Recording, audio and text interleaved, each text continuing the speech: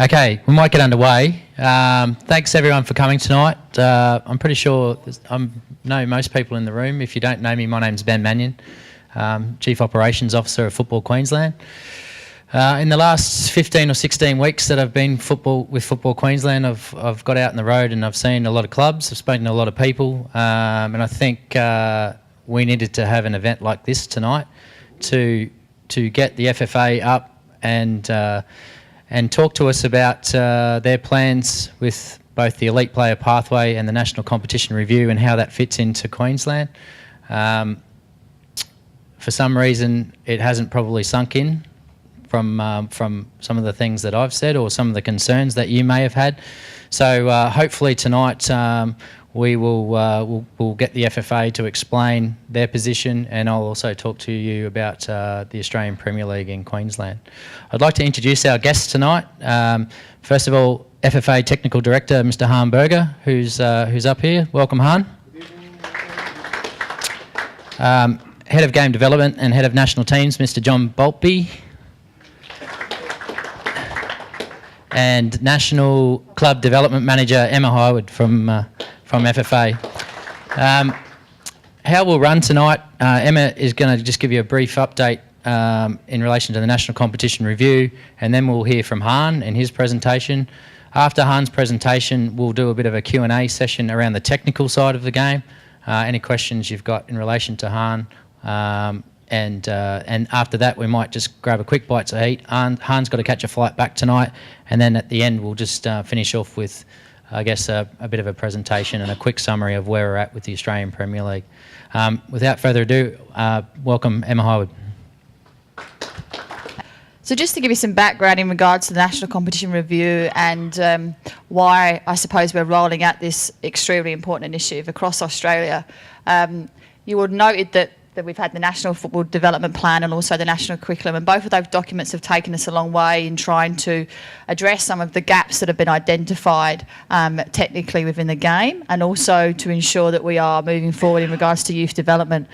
But as in every country internationally, we need to ensure that we're continuing to move forward in those areas. So part of the National Competition Review undertook an analysis of the current situation across all state leagues, and also the situation in terms of the pathway.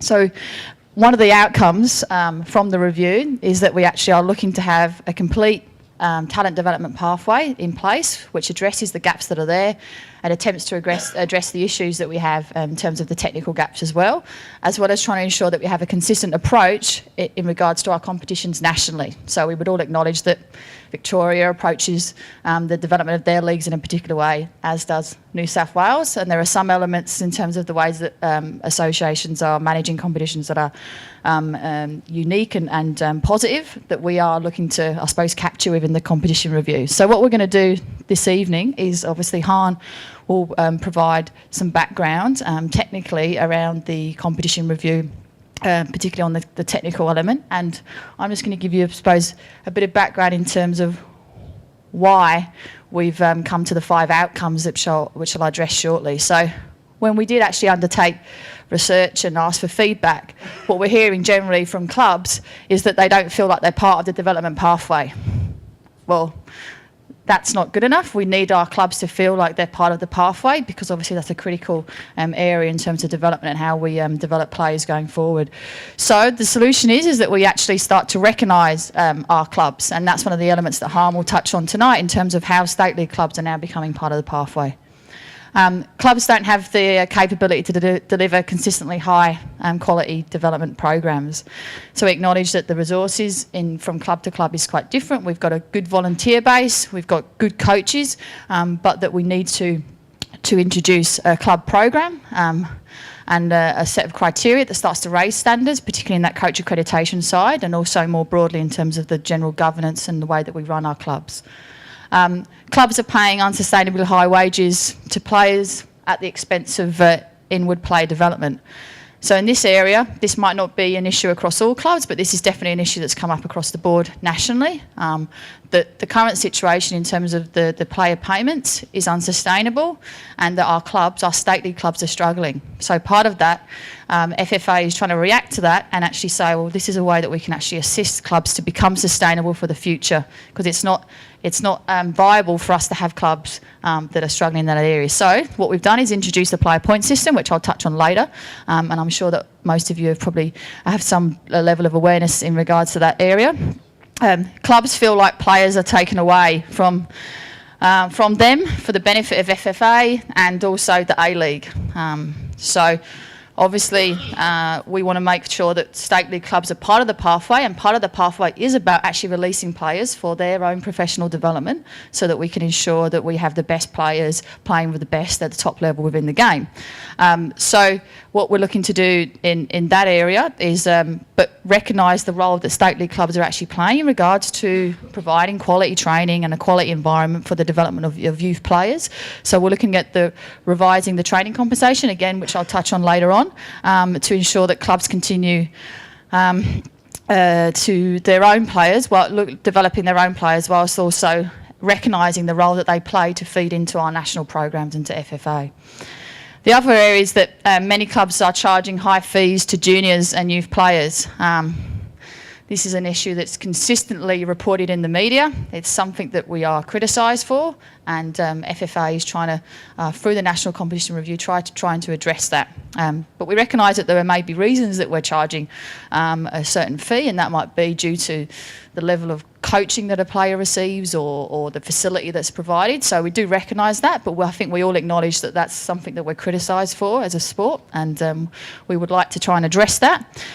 So that's why through the accreditation criteria, we'll punish unreasonable charging of fees to young players and try to ensure that we have an awareness and a justification in terms of why we're charging particular fees, which, to be honest, should really be in place now. So if you're charging a fee to a particular child for participation in your club, we should be justifying what they're getting for that fee, i.e. access to quality coaching, facility and the level they're playing at, obviously. Inconsistency in the structure of the second tier competition, I touched on that earlier. So I think we acknowledge that if we just look across each member federation, we'll find different approaches and different structures in place. So what we would like to do through the rollout of the National Competition Review is actually have a consistent structure, acknowledging that it still may look different in Queensland versus Victoria versus New South Wales, because the issues, particularly geographically, that we may be faced with impact that. But generally, through the competition review, that we're trying to get that second tier competition which is consistent.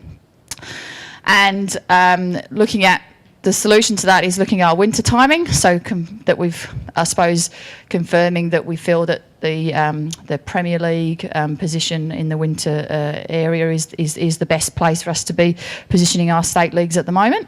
And also definition over team requirements, so looking at first teams and youth teams and the different age groups that we're offering across the board, and consistent adoption of an Australian Premier League and branding, and also I suppose consistent logos, etc., across the board, that where we can actually start to promote this second tier, and which is where you as a club will start to get some of the benefits of that, because we can pool our resources and really start to promote this quality second tier that sits under the A-League.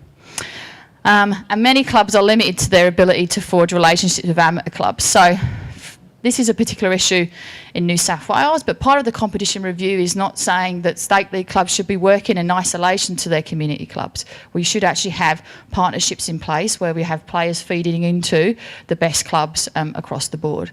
And this is obviously maybe already taking place in some areas already. Some clubs might already have good relationships with community clubs, where if a player can't fit into your under-12s team, then you might then pass that player on to a different club for a different level. But that's something that we'd like to start to formalise through the competition review as well. And that's where the accreditation criteria recognise this, I suppose, relationship, and looks at trying to encourage clubs to develop those relationships with amateur clubs as well.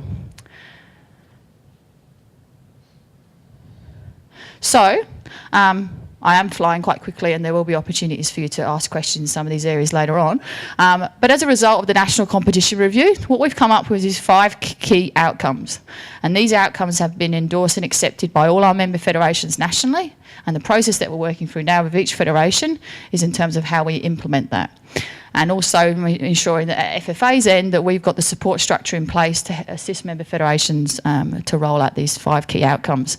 Number 1 is the elite pathway, which Han will touch on later, and he will give the real technical background and the philosophy as to why we're making particular changes to the pathway and where you fit into that and why your role is so important within, I suppose, that pathway. Which does look at addressing some of the gaps we have within the talented player pathway at the moment. Introducing an elite accreditation system, which looks at providing criteria, focusing on youth development, looking at raising standards amongst coaches. So we need to have qualified coaches that have undertaken, I suppose, the highest level within accreditation within the sport, coaching at the right level, and eventually we need to have all those coaches that are qualified A, B, C, coaching our youth areas, youth teams as well. So part of the criteria focuses very heavily on the coach accreditation side, which we can touch on later. FFA is doing quite a bit of work in that area at the moment to recognise that accessibility to those courses and also the cost of those courses is a barrier. So we're trying to ensure that we do have a correct process in place to support clubs that are part of the National Competition Review to access those courses. Another key outcome was the player point system. So we had discussed potentially a salary capping scheme, but the general view was that a player point system would be a better approach and would help us to achieve the right goals.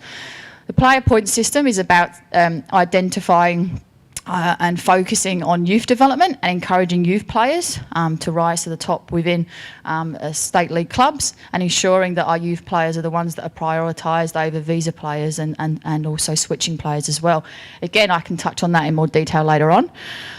Revision to the training compensation, which is obviously a big area where we can actually start to reward and recognise the important role that state league clubs are actually playing nationally, and where at the moment we're looking at making those changes and focusing on the international side, but we'll also be looking at the domestic piece as well. And finally, the definition of the competition windows. So looking at and our participation requirements. So where's the prime place for the state league to take place, and how that then fits into the A-League and the NYL more broadly, so that we do have that real connection that underpins the A-League and also links in. And Han will probably touch on that a little bit later as well. So that's it from me for the time being. That's just a bit of an overview in terms of the broader goals and outcomes of the National Competition Review. Han will now step up and be his charming self and entertain you. I'm sure he will. We might even do a little song, depending on how good you guys are. But what Han will be focusing on is particularly around the pathway and also the general philosophy behind that. So as Ben highlighted, Han will talk through his technical presentation. We'll then have time at the end of that for you guys to ask any specific technical questions. Any questions around the National Competition Review probably would be best to hold back until we actually finish the rest of the presentation, which touches on the training compensation, player point system and some of those other areas in more detail. So I will hand over to Han.